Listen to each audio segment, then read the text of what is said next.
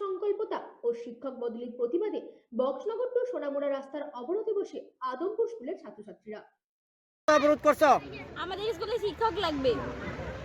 এখন কজন শিক্ষক আছে আর কজন নিয়ে গেছে? এখন একজন 20 জন আছে, টিচার চারজন নিয়ে গেছে স্কুল থেকে। টিচার কজন আছে বর্তমানে? টিচার বর্তমান 4 জন আছে। আর স্টুডেন্ট 120 জন আছে। 4 জন ছিল, এখান থেকে একজন আরো নিয়ে দিতেছে। তোমাদের দাবি কি? তোমরা কেন রাস্তা অবরোধ করছো? আমাদের দাবি হলো আমাদের স্কুলে শিক্ষক নাই, শিক্ষক দিতে হবে। একজন ছিল, 4 জন আছে, এখন আরেকজন নিয়ে দিতেছে। আর আমরা তো শিক্ষক লাগবো। শিক্ষকের দাবিতে আজকে রাস্তা অবরোধ। জি, আমরা শিক্ষক লাগবো, আমাদের দাবি।